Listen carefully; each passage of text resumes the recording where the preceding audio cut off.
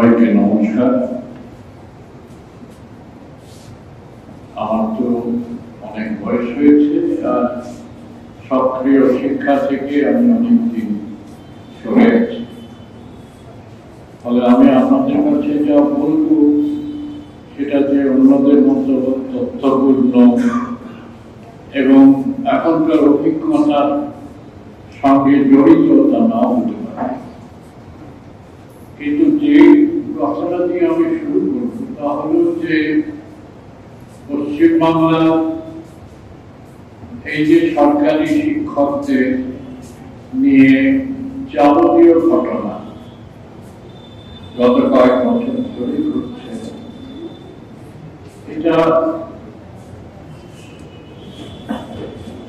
যুদ্ধ ইত্যাদির ফলে যে ঘটনাগুলো ঘটে সেগুলো ট্র্যাজেডির মতো, এত বড় মানবিক ট্র্যাজেডি পৃথিবীর ইতিহাসে খুব কম হয়েছে।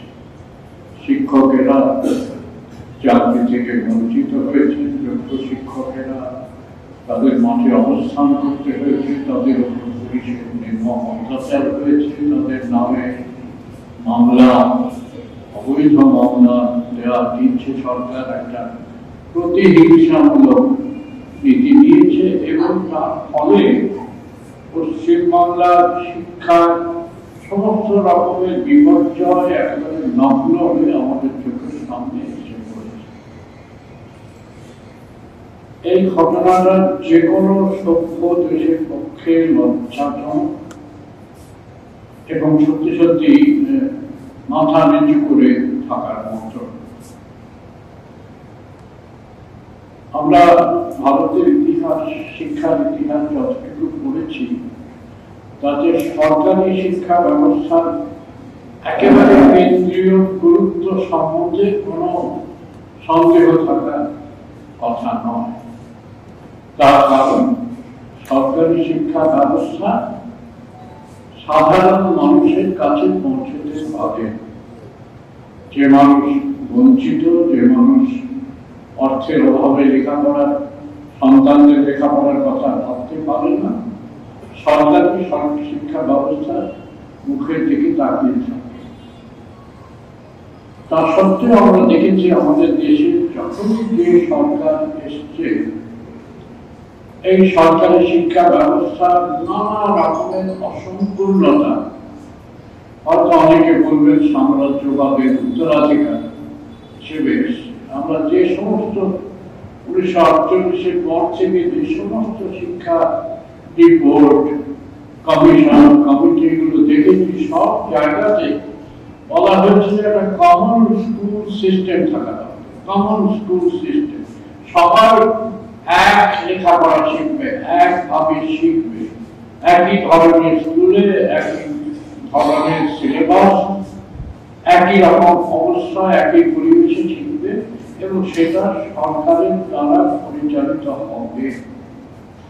কিন্তু আমরা স্বাধীনতা পাওয়ার পরেও দেখা গেল যে এই ব্যবস্থাটা সম্পূর্ণরূপে সুচারুরূপে চালু করা সম্ভব হয়নি। সেই বিশেষ সুবিধাভোগী শ্রেণীর জন্য বিশেষ সুবিধাভোগী শিক্ষা থেকেই গেল। আগে ছিল ব্রিটিশ আমলের public school system, Nainital, Darjeeling, Shillong বা উটকামন্ড বা এই সমস্ত অঞ্চলে পাবলিক স্কুল সিস্টেম থেকে গেল। আগে ছিল সিনিয়র ক্যাম্ব্রিজ, কিন্তু 50-এর দশকে সেগুলো সরে গিয়ে বা এই সমস্ত সরে গিয়ে সিবিএসই বা আইসিএসই, আইএসসি এই সমস্ত শিক্ষা ব্যবস্থা চালু হলো। তার আমি গুগলে দেখি যে তার মন্ত্র হচ্ছে যে ইকুয়ালিটি, সমতা, কিন্তু মোটেই সমতা তৈরি হলে বেসরকারি শিক্ষা ব্যবস্থা সমতা তৈরি হয়। আর সরকারি শিক্ষা ব্যবস্থা ক্রমশ সংকুচিত হয়ে এসেছে। তার ফলে যেটা দেখবেন যে এখনো পর্যন্ত এই 2021 পর্যন্ত আমাদের এখনো 1/4, 23% মতো মানুষ নিরক্ষর থেকে গেছে। ভারতে এখনো নিরক্ষরতার পরিমাণ পৃথিবীর সবচাইতে বেশি নিরক্ষরের দেশ ভারত চিহ্নিত। তো এই অবস্থায় ভারতের কথা ছেড়ে দিলাম, পশ্চিমবাংলায় যখন আসি তখন আমরা দেখি যে সরকারি শিক্ষা ব্যবস্থা বিশেষ করে এই প্রশাসনের আমলের সম্পূর্ণ ধ্বংসের পথে। দুর্নীতির ব্যাপারটা এত স্পষ্ট, এর মধ্যে আমি আর যাচ্ছি না, সেটা নিয়ে বলতে গেলে তো মহাভারত হয়ে যাবে, আপনারা সেটা নিজেরাই সবচেয়ে ব্যাপকভাবে জানেন। কিন্তু দুর্নীতির থেকে বেরিয়ে গেল যেটা, অন্যান্য অপরাধ থেকে বেরিয়ে গেল, রাজ্যিকরের অভয়ার ঘটনা থেকেও বোঝা গেল যে শুধু সাধারণ শিক্ষা নয়, চিকিৎসা শিক্ষাও ধ্বংসের মুখে। সেখানে পয়সা দিলে ভালো ফল পাওয়া যায়, সেখানে স্টার পাওয়া যায়, সেখানে নানান রকমের ব্যাপার প্রশ্ন বলে দেওয়া হয়, প্রশ্ন করা হয়, এই যাবতীয় ব্যাপার।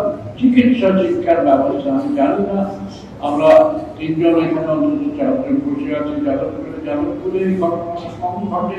ইঞ্জিনিয়ারিং শিক্ষা ব্যবস্থা সম্বন্ধে শুনিনি, যে চিকিৎসা শিক্ষা ব্যবস্থা আমাদের সামনে একেবারে উদাহরণভাবে নগ্ন হয়ে গেছে।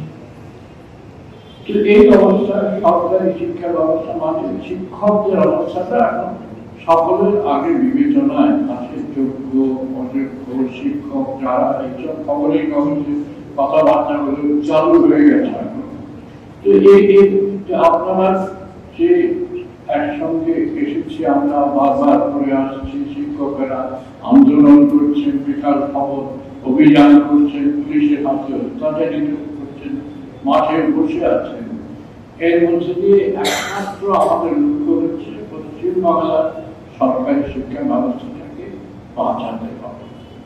তো বাঁচাবার একটাই উপায় আমি দেখছি এখন, আর কোন সত্যি এজেন্ডা আমাদের কাছে নেই। এই আন্দোলনের পাশাপাশি একটা প্রশাসন বদলের ইচ্ছে না থাকলে হবে, প্রশাসনটাকে বদলাতে হবে, রাজনৈতিক সংগ্রাম। সেই জন্যই আপনাদের লিখিত যে বয়ান আমি দেখলাম, বলা হচ্ছে বৃহত্তর সংগ্রাম, জনসাধারণের কাছে আরো বেশি করে নিয়ে যেতে হবে যে প্রশাসন আপাতমস্ত দুর্নীতি দায়ে তাদের মন্ত্রী ইত্যাদি তারা সব জেগে আছে, প্রশাসন বদল দরকার। কিন্তু সেই সঙ্গে সঙ্গে যেটা দরকার, আরো অনেক ছোট ছোট জায়গা লড়াই করার আছে। আমি এটি বাচ্চা ছেলেকে প্রাইমারি স্কুল, সরকারি প্রাইমারি স্কুল পড়ে, ক্লাস 5-এর বাচ্চা ছেলে আসে আমার কাছে, আমি তাকে দেখিয়ে দিই। তার বাংলা এবং ইংরেজি বইগুলো দেখে আমি অবাক হয়ে গেল, কি ভয়ঙ্কর কঠিন সেসব বই রয়েছে, ছেলেমেয়েরা পড়ে বুঝতে পারে না।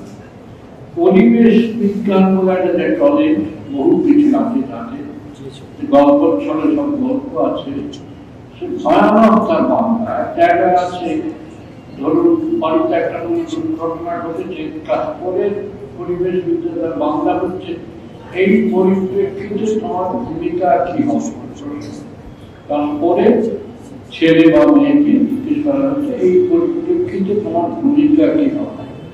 আমি বললাম পরিপ্রেক্ষিত মানে কি, আমি জানি পরিপ্রেক্ষিত মানে বা তোমার ভূমিকা কি হবে মানে কি, এই অবস্থায় তুমি কি করবে। এই বাংলাটা রাখলে এইরকম ভাবে চলছে, ইংরেজি বইয়ের অবস্থা আরো ফলে কতগুলো ফ্রন্ট যে খুলে যাচ্ছে। আপনাদের লড়াই করবার মতো শিক্ষক বন্ধুদেরও আমি বলি যে লড়াই করবার অজস্র ফ্রন্ট। এক হচ্ছে রুটির লড়াই, রোজগারের লড়াই, স্কুল বন্ধ হয়ে যাচ্ছে, 8,000-এর মতো স্কুল বন্ধ হয়ে গেছে, সেই স্কুল খোলার লড়াই, ছেলে মেয়েদের ফিরিয়ে আনার লড়াই।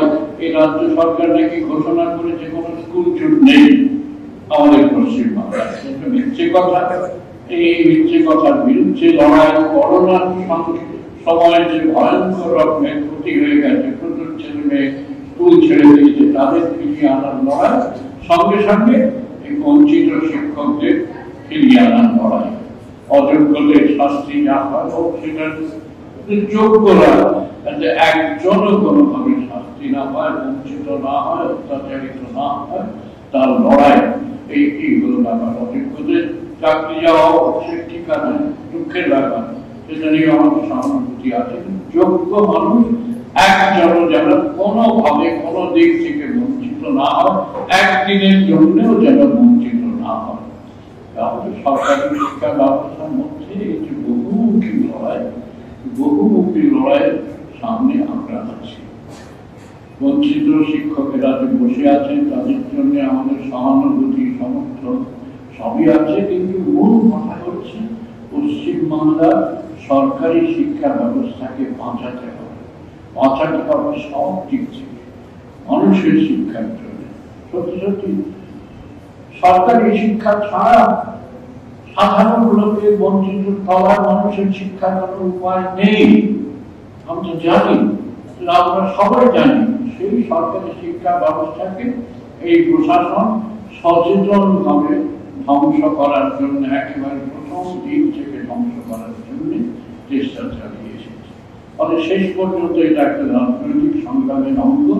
সেই সঙ্গে সঙ্গে বিদ্যায়তনিক একাডেমিক সংগ্রামের অঙ্গ। টেক্সট বইগুলো বদলাতে হবে, স্কুলের পরিবেশ বদলাতে হবে, ছেলে মেয়েদের স্কুলের সব রকমের উন্নয়নের জন্য লড়াই করতে হবে, সব রকমের লড়াই একসঙ্গে লড়তে হচ্ছে। পশ্চিমবাংলার ছবিটা অত্যন্ত কঠিন এবং এই মানবিক বিশাল এক মানবিক ট্র্যাজেডি প্রেক্ষাপটে আমাদের এই লড়াইটা করতে হবে। আমরা আপনাদের সঙ্গে আমরা এই লড়াইয়ে আছি। আমি আশা করব এই লড়াইয়ে আমরা সবাই জয়ী হব। সবাই ভালো থাকবে।